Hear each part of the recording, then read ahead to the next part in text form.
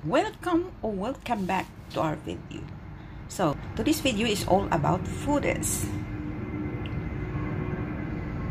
Alright, hello po sa lahat.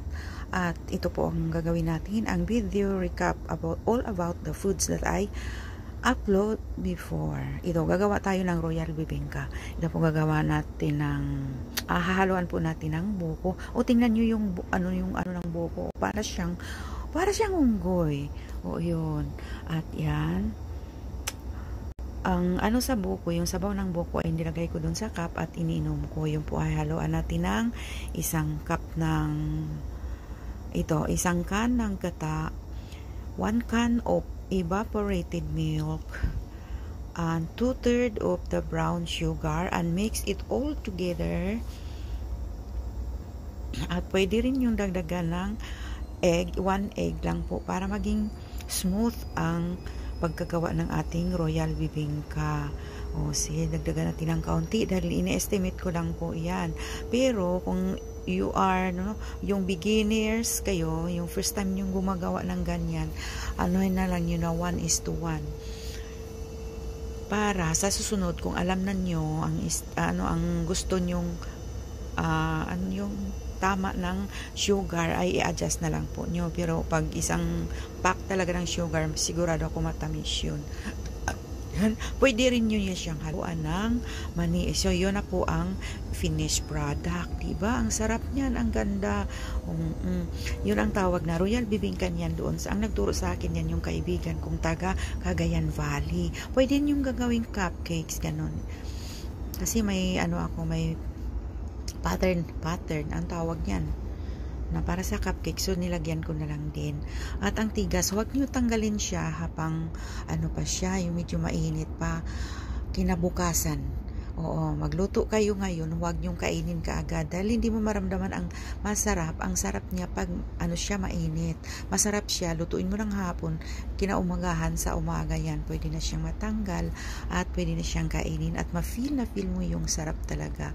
Ayan na po ang lola nyo, nagkumakampay-kampay, kaway-kaway na dyan kasi may salamin kasi sa harap namin. O sige, tikman na po natin. Gustong-gusto ko yan kahit ako ang nagluluto. Pero pag bibilihin mo, hindi masarap, syempre mga commercial doon, no?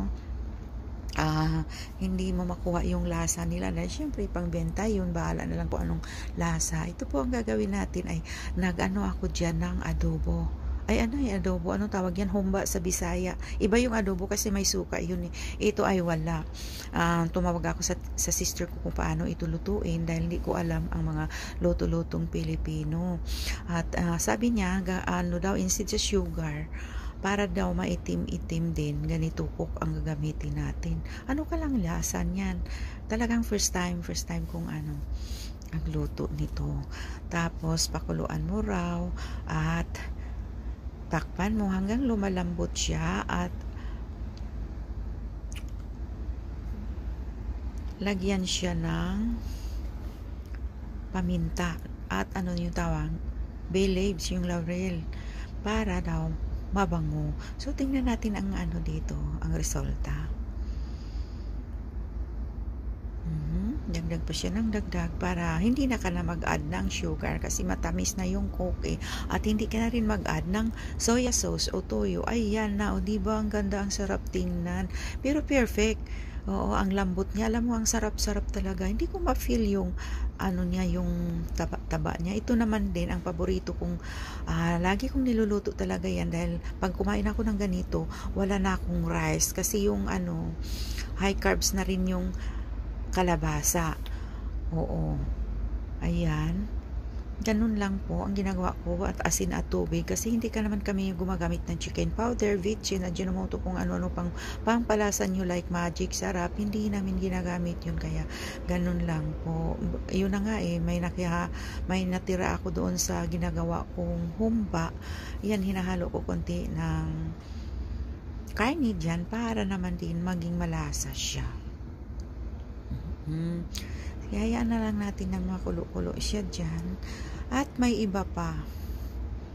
Marami pa akong niluluto na syempre naman, hindi yun lahat na niluto yan na sa isang araw ko lang kinakain. Hindi. Recap nga yung mga na-upload ko noon, dinugtong-dugtong ko na nga lang siya dyan para mabuo ko ang whole contents ko at may upload ako dahil hindi naman tayo kasi full timer, mahirapan tayong gagawa ng video lalo na sa pag-i-edit, kaya ganito na lang ang gagawin natin, no? May considerate. Sige, hayaan na natin siyang pangkulo-kulo dyan. Huwag na laging sungkit-sungkitin, Lola. Anong ginagawa mo dyan? Yung yung okra kasi malaki. Hindi ko siya hinihiwa para hindi naman siya medyo maglaway-laway. Hindi siya masyadong malapot. Pagkagatin mo, yung parang crunchy pa lang siya ba?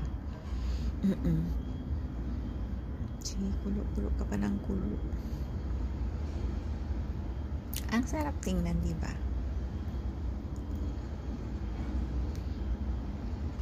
Ito yung klaseng gulay na pagkaluto ay masarap siyang kainin. Hindi gaya sa mga dessert na pagkatapos ng maluto, kainin mo kaagad, di mo maramdaman yung sarap. Pero mga gulay, habang mainit pa, kainin mo na. Kasi nandoon yung sarap.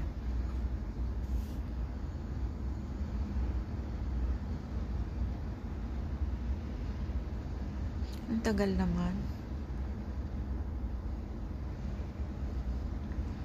Ayan, okay na yan. Ma-okay na rin yan. At dito na naman tayo. Ay, excuse me po. May tumawag kasi. Nawala tayo. Okay, dito na naman tayo sa spaghetti. A simple spaghetti as that. Ito yung mga paborito ng alaga kong mga dalaga. Ano po ito? Bolognese. That is called pasta. Spaghetti bolognese. Sige. Ang style ko kasi dito sana is yung sauce is ilagay ko sa separate na bowl. Pero sa katamaran ko na nga, kinuha ko na lang yung meat o ganyan. Hinalo-halo ko na lang din doon ang spaghetti, ang pasta sa may natirang konting sauce sa frying pan. At ganyan ang gagawin mo, mamshi, para naman, 'di ba ang ganda? Yung broccoli nila, talaga namang broccoli ang pares ng spaghetti ng pasta, diba? So ang gagawin nyo sa broccoli, paikot na lang nyo sa pinggan. Something like that, diba? Masarap tingnan. So dito na naman tayo sa mga tira-tira natin noong nag-day off tayo doon sa tent, diba? Abangan nyo yung upload ko kasi tuwing link. Kasi nasa tent kami. Ito po yung ginagawa naming dininding.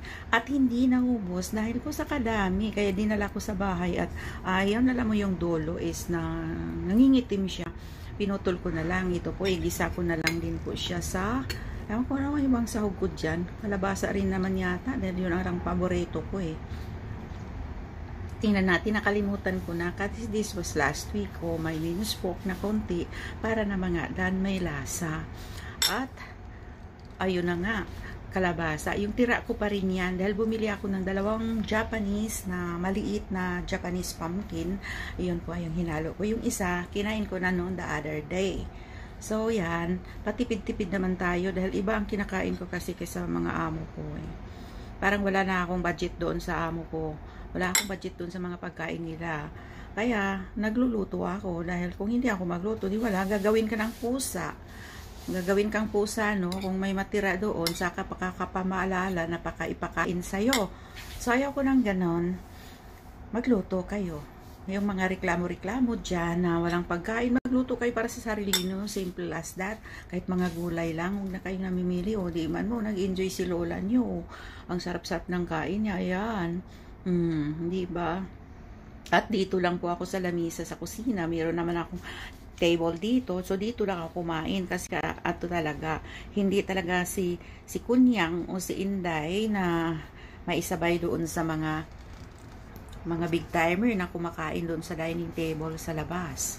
Ito na naman din, ang pang dessert ko na, sometimes almusal, kamuting kahoy siya. Kamuting kahoy na dilaw ang kulay. Ang tawag nila diyan sa Bisaya is Hawaiian daw. Hawaiian cassava. Pero masarap siya ilaga lang. Ito ilaga ko lang at yun na rin ang almusal ko. Lunch ko na nga yan eh. Lunch, dinner. Basta ko ano yung mga naluto ko in that day. Diretso na yan. Kasi kung kadalasan usually, hindi ako nag-breakfast. Uminom lang ako kung ano makita ko. Coffee or what. And then a little bit of biscuits, and then take na ako sa supplement ko. So ginagawa ko ito ng tanghali at yun na rin ang lunch ko. Lunch ko na yan, at yung natira ko, yun na rin ang dinner ko. Kasi yung mga amo ko, mag-dinner sila alas 8:30 o alas 9. Late na yan sa akin. Hindi ako nasanay na ganun. So, kumain na ako mauna sa kanila. Ayan, yung nilaga kong kamuting kahoy. Nilagyan ko siya ng kaunting pakete ng gata. Coconut milk. Maliit lang, tag 4 lang dito 4 times 4, magkano ba, is 28 something, 30 pesos yung 1 pack na maliit lang talaga, ilang kutsara lang ang laman yan, para naman din may mabango-bango at malasa yung nilaga kung kamuting kahoy. Lagyan din natin na medyo rin para sa sarili natin, hindi lang yung isipin natin na magluto tayo ng masarap tingnan, masarap ang lasa para sa amo iserve, na masarap yung gagawin mo para sa sarili mo. O yan, ikaw yung nagtatrabaho, no?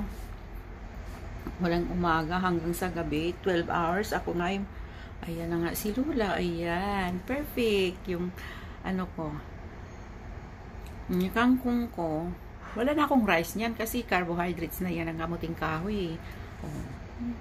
Ay sus, nahuli, kumain, nagsubo na siya bago siya nagpray. Tama ba yun, Lola? Excuse me. Wag na, dahil lang siguro sa niya, dahil sa gutom niya. Inulit-ulit pa. Kain ka na.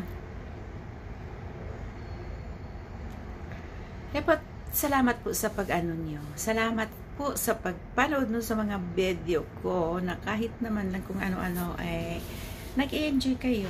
Kung nagustuhan niyo ang video na to, please subscribe and turn on the notification bell para naman maging updated kayo sa mga bagong upload kong video. Kahit kung ganun lang yan, natutuwa rin naman kayo at mayroon naman din kayong nakukuha yung good lesson, moral lessons. At ito pa ay tawag yan sa inchik is Chinese dumpling. Ipa-fried lang natin ng ganun. 3 piraso dyan, tama na. 2 silang kumakain. Hindi yan para sa akin, para sa mga alaga ko yan. Ganon. Mabili natin yan dyan sa sa frozen foods section. Oo, meron sa atin sa SM, nakita ko nga yan. Medyo kamahalan nga lang yan. Ilang piraso lang, 6 na piraso is siguro 180 na ang 1 pack piso diyan sa atin. Tapos isang beses mo lang kainin. So magluto ka na lang, no? Luto ka na lang ng kanin.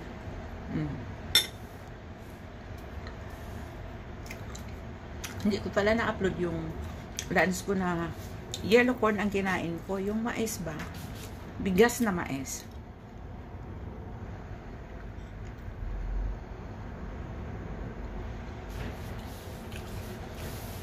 Habang akong kumakain ay nag-voice over ako dahil wala na nga akong oras. Thank you for watching. Hope you enjoy it. Please subscribe. Comments below. Thank you. Bye-bye.